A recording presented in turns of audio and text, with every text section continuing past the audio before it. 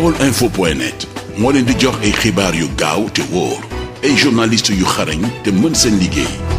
baolinfo.net, le portail du Baol sur le web. baolinfo.net mën ngeen a abonné sunu chaîne YouTube Baol Info ngir ngeen di man di jot bépp xibaar bu ñu dugal. jërë ngeen jëf sunu mbokku internautes yi mbokk yéen ñi nga xam ne yéen a ngi ci site internet bi di baolinfo.net mbokk yi maa ngi leen di nuyu bëgg a ñëw ak yéen ci ay leeral ndax xam ngeen ne Adji Sarr def na benn sortie bërki démb te Sénégal dafa bëri ay ruubekat bëri ay manipulateur moo tax ñu bëgg a indi ay leeral ndax Adji Sarr bi mu defee sortie dafa bëri ñoo xamante ni tey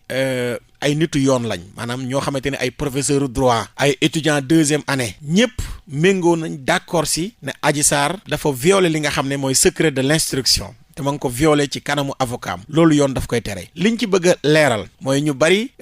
dañoo di ruube di def ay manipulation di wax ne Ousmane Sonko def na ci ay déclaration def na ci ay conférence de presse ay yoon loolu si la ñu bëgg a ñëw pour ñi nga xam ne ñooy ruube ñu indi leen ci rek ay leeral ndax bëgguma ñuy ruube ak di manipuler ñi nga xam ne ñooy sunu mbokk internautes yi nga xam ne ñoo ñuy topp ci baolinfo.net Ousmane Sonko ba muy def ay conférence de presse ak di def ay déclaration di wax ci dossier bi fekkoon enquête nañ ko section de recherche jamono jooju kon du am sañ-sañ wax ci section de recherche enquêtul sax Ousmane Sonko jamono ji si Ousmane Sonko koy wax boobu jàkkaarloo wut ak benn juge moo taxoon mu am sañ-sañ doon ci wax mais depuis que Ousmane Sonko jàkkaarloo ak juge Samba Sall ñu dañ ko tere na ko bul wax ci dossier bi bu si Ousmane Sonko waxee rek dafay violer li nga xam ne moom mooy secret de l'instruction mais yow koo xam ne Ousmane Sonko ba mu ciy wax enquêtuñ ko jàkkaarloo wut ak benn juge ba mu naan ko nii la ak naa la lan moo ko si doon teree wax ci dossier boobu moo tax il faut que nit ñi def différence boobu Adji Sarr dafa jàkkaarloo ak i enquêteur ñu enquête ko jàkkaarloo akub juge non seulement bi mu jàkkaarloo ak enquêteurs yi ba pare rek la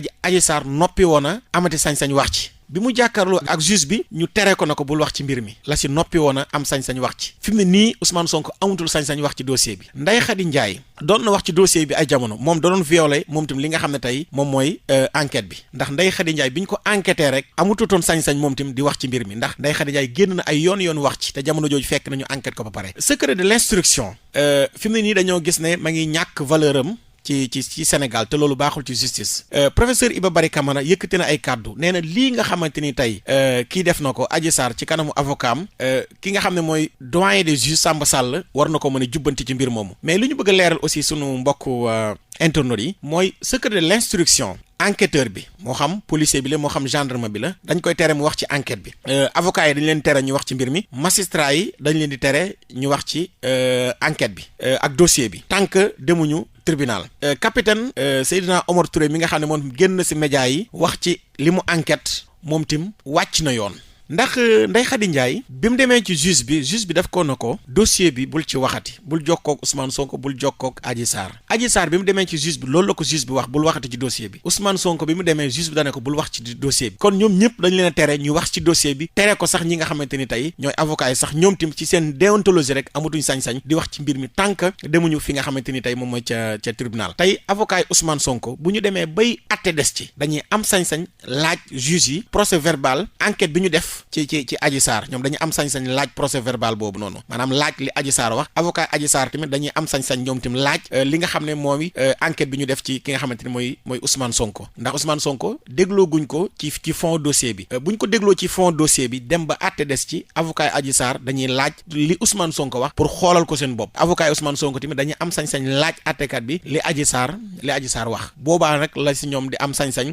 di wax ci mbir moomu ndax Sénégal dafa am ñu bari ñu ciy ruube Ousmane Sonko jamono jim ciy wax boobu jàkkaarloo wut ak benn enquêteur jàkkaarloo wut ak benn juge ba mu koy inculpé wala mu koy tere muy wax ci dossier bi kon mbokk yi lii la ñu waxoon ne danañu ko leeral ci mbir mi li ci am ak li ngeen ci mën a jàpp mooy Adji Sarr ci kanamu avocat maître El Hadji Diouf dafa violer li nga xam ne moom mooy secret de l'instruction loolu yoon daf koy tere li ci topp mooy doyen des juges war na ko woo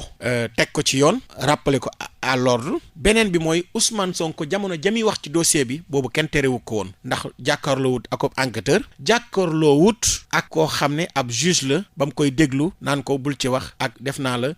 contrôle judiciaire loolu la ñu waxoon ne danañu ko leeral ngir ruubekat yi nga xam ne ak manipulateurs yi nga xam ne ñooy wax ne Ousmane Sonko dafa wax ci dossier bi ba doyal kon Adji Sarr moom tim dafa am sañ-sañ wax ci dossier bi déedéet mbir mi demeewul noonu. baolinfo.net moo leen di jox ay xibaar yu gaaw te wóor ay journalistes yu xarañ te mën seen liggéey baolinfo.net, le portail du Baol sur le web. baolinfo.net mën ngeen a abonné sunu chaîne YouTube Baol Info ngir ngeen di man di jot bépp xibaar bu ñu dugal.